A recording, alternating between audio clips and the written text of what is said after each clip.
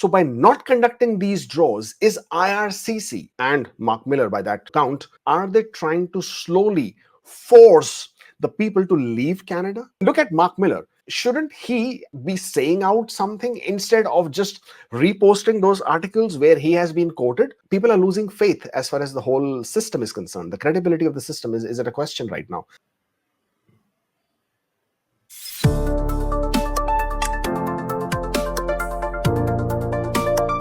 So many consultants, so many agents still sort of making it sound as if Canadian immigration is a walk in the park. Like, hey, contact us and we will make dreams come true. And hey, contact our agency and this program is opening up, new streams are opening up.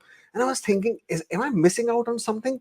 Look at it. Look at the comments, right? Somebody just now just posted with a score of 511 and he's asking, is there any hope? Had you ever in the history of Canadian immigration ever thought that you would be sitting with a score of 511 and you would be asking a question on a live stream from, hey, just another consultant saying, does 511 have any hope? I mean, this is how miserably difficult this has become.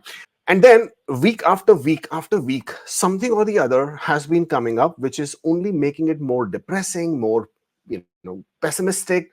I have also been tweeting about this, I think, more too often than I should have been, where I've been saying that the imbalance between the TRs and PRs, when I'm talking about TRs and PRs, I mean the temporary residents in Canada and the permanent resident quotas. The imbalance is huge. IRCC will never have, or rather, they will not disclose the exact numbers as such. But in my opinion, if you roughly calculate the numbers available, and I'm talking about the number of the temporary residents, so you have the international students, you have their spouses who are working as foreign workers, then I'm talking about the international temporary foreign workers in Canada who are there on LMIs, the closed work permit guys, and then I'm talking about the foreign workers, the people who are on work permit, closed work permits, open work permits, spouses open work permits, Francophone mobility program, international experience Canada, all different kind of work permits, right?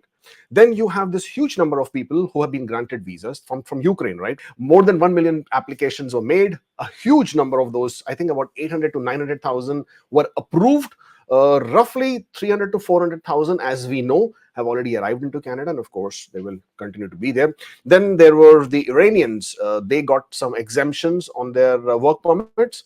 Similarly, there have been nationalities from, other nationalities, depending on the circumstances, feel bad about the circumstances in their countries. But obviously, whenever something like that happens, they are given exemptions in terms of the work permit extensions. So this number of temporary residents has grown. It has swollen up, right? And then, of course, there is this constant flow of refugees who are coming to Canada.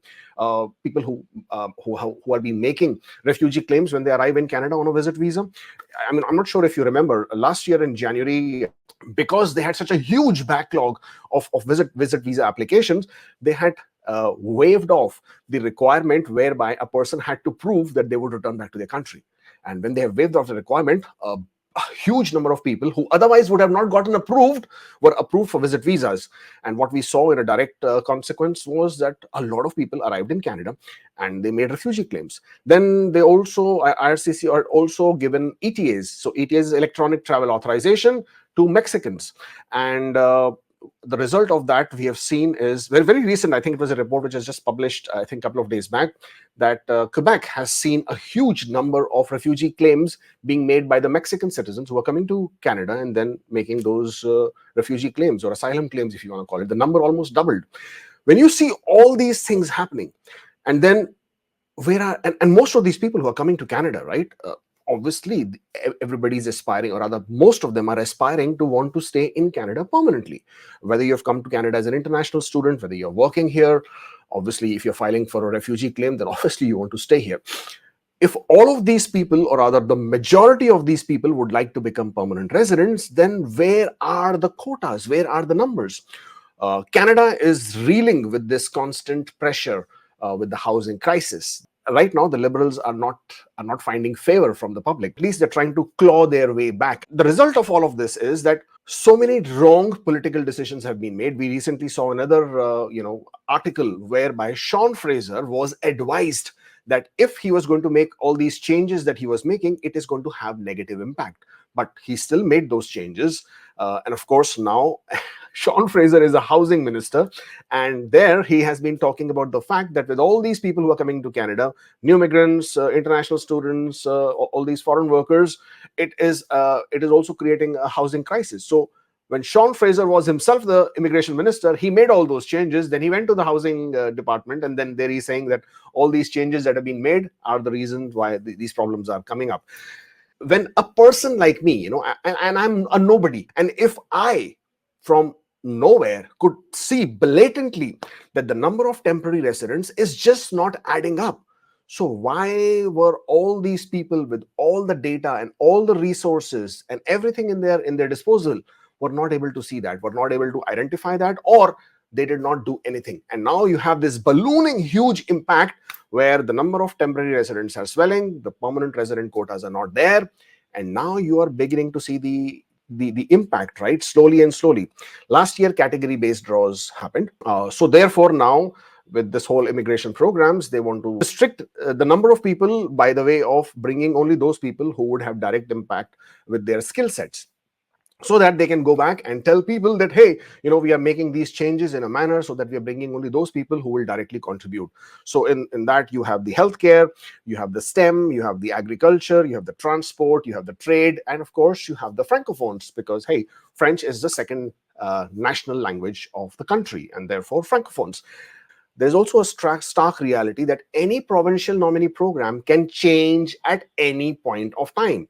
Even if you were preparing to submit but you haven't paid the fee, well, you can't do it anymore, right? So you could be at the very end stage. All you're preparing to do was, okay, I'm going to submit it tomorrow morning after I've reviewed my application. That's when I'll click the submit button with the fee paid. Hey, you can't do it anymore. IRCC, let's talk about IRCC. What have they been doing? The last draw that was conducted, and I'm laughing only because I have so much of expectations from IRCC. The last draw which happened was on the 14th of February, the Valentine's Day, and they invited 3,500 people under the healthcare category-based draws with a low ranking score of 422. But that's not what I'm talking about. I'm talking about this pool breakdown. You see this number of 501 to 600 that has gone up to 9,004. The direct result of what IRCC has done is by limiting the number of invitations that they have been sending out to, with all these general express entry draws. So they call it a general draw, but this is pretty much a PNP draw, whereby they are just trying to clear out the provincial nominees, people who have the 600 points, and just a few additional so that they clear out some others as well. But what that has done is 501 to 600, that range has it's ballooning. 9,000 people, it's not a small number, guys. And every single 2 weeks, or every time 2 weeks have lapsed, more people get added up. Now, a lot of you obviously wonder, how does somebody have a score of 500? Guys, score of 500 is incredible. It's brilliant as a score. It's not easy to get there. You basically will have to have a master's degree, probably in Canada, Canadian work experience plus foreign work experience, plus you are young, plus you have good IELTS scores. Or you could have foreign work experience, foreign degree, but also good French scores.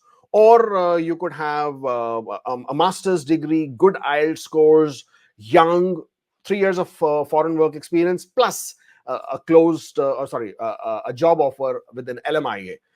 All of these are not easy to obtain, or not easy to get to. And if you are then sitting at a score of 511 and wondering whether you have a chance, well, I feel you. I can understand that anxiety. I can understand that frustration. I can understand the anger sometimes as to what exactly is going on. And my bigger problem is with the government. Look at Mark Miller. All he does is, on his Twitter account, he reposts the articles from the newspapers. Shouldn't he be saying out something instead of just reposting those articles where he has been quoted? And if all he wants to do is just repost those articles with his quote, then why can't he just say it out the way he wants to? Or at least come out and give some information to some people.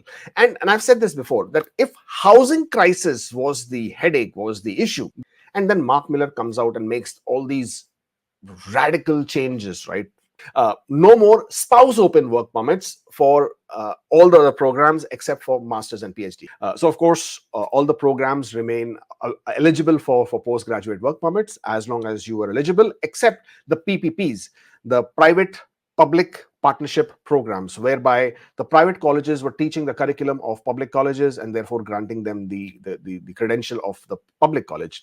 So those will no longer be able to get a postgraduate work permit effective if you're enrolling effective 1st of September. Everybody else still gets their postgraduate work permits, no problem there. The spouse open work permits, now that's a very big one, right? Can you imagine, just last year, they actually made it easier for the people who are in Canada to get spouse work permits, right? For example, earlier you had to be working in NOC 0AB job in order for you to be eligible to get a spouse open work permit. Then they came out and said, well, you do no longer need NOC 0AB, NOC anybody, tier 0, 1, 2, 3, 4, 5.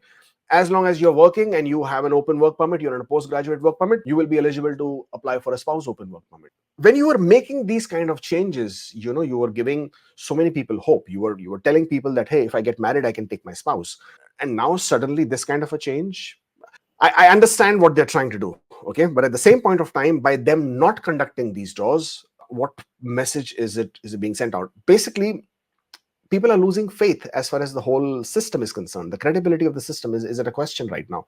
Uh, After getting so many points, do I still have a chance with Canadian immigration? And if I did not have a chance with Canadian immigration, then why was I led to believe that if I was I mean, even recently, right, on a couple of days back, IRCC's Twitter account is promoting express entry. Well, why are you promoting express entry? Because even if I have a score of 500, hey, I don't know whether I'm going to get invited or not. So those kind of mixed messages sometimes just do not make sense. Another thing that I feel is that postgraduate work permit extensions were stopped 31st of December. So you could no longer get your postgraduate work permits extended. And after that, they haven't conducted the draws. So had they conducted the draws, so let's say had they conducted the draws in January and in February, the way we were anticipating, a lot of these people whose work permits were expiring, they would have then been able to apply for bridge open work permit. So by not conducting these draws, is IRCC and Mark Miller by that count, are they trying to slowly force the people to leave Canada? For people, for example, for people whose work permits are expiring, is that another strategy that is being adopted? That let's hold back the draws. All these people who are there, their work permits have expired. They will keep getting expired. They won't have an option to apply for bridge open work permit because, hey, their work permits have expired. Then they will either change it to a visitor record, continue waiting. Eventually, they cannot work anywhere. So they have removed these people out from the labor force. Is that what they are trying to do? Sometimes I fail to understand these things. But overall, this whole panda that a lot of these agents out there are putting out on YouTube and on Instagram. I mean, I know this is all about trying to promote your business. Hey, that, you know what, uh, contact us and we will make your dreams come true. No, don't contact them, because they cannot make your dreams come true. Only you can make your dreams come true. One, that expected number of invitations that IRCC is going to issue for this year, they suggest that at some point of time, IRCC should go back to the regular general draws. That's what the numbers suggest, not me.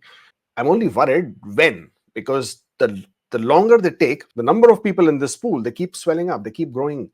If you are a person who still has a work permit which is valid for a few months, let's say 6, 7, 8, 10 months, and you're thinking, should I move the provinces? Well, Nova Scotia, you got to be there for at least 1 year. And then again, you need a job offer and get the employer to sign the NSNP 200. Prince Edward Islands, you need to work there if you're on a postgraduate work permit, work there for at least 9 months. And of course, if you can find an employer, have them sign the form as well. New Brunswick, you need to work there for at least 6 months and have the employer. But New Brunswick is still the better provinces of the Atlantic, because they give you that respite of, just work there for 6 months and then find an employer. Just the job offer will do. Manitoba, work for 1 year if you're not from the province. Work for 1 year, right?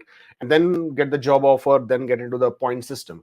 British Columbia, find a job offer. Saskatchewan, work for 6 months, get a job offer. Or not even just the job offer, the job approval letter, which is so difficult to get, and with such high refusal and rejection rates, even after getting the job approval letter. Ontario, get the employer form.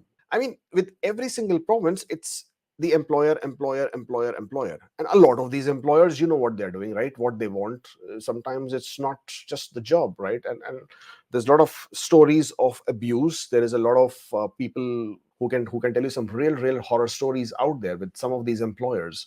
The salaries don't get paid, they get paid much less than what they're being said, and they are pretty much stuck with these employers for 1 year, 2 years, 3 years. So if you have a work permit which is at least valid for 6, 7, 8, 10 months, get work experience in one of the priority knocks. Why? Because IRCC has already announced and confirmed that their categories for this year at least are going to remain the same. At least that's what the announcement has come. We posted that earlier as well.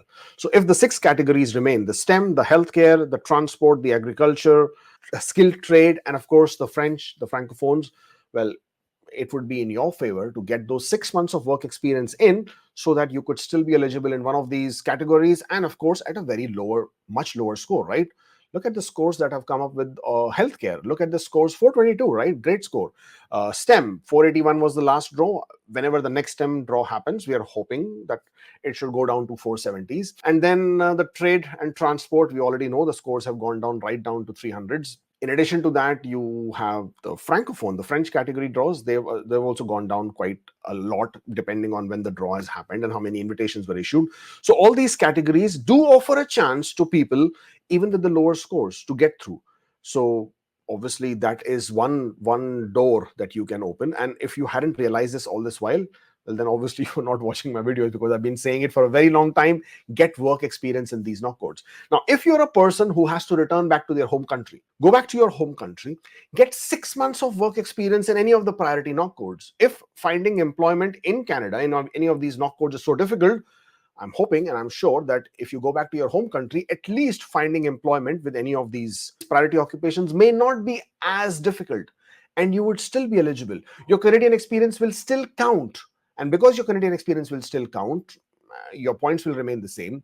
You will still get that 6 months of work experience. You will still be eligible in these priority occupations, and therefore you can still make your way back in. So that's another way of looking at it. And I shall see you and talk to you more about what's happening with Canadian immigration. Good night and take care.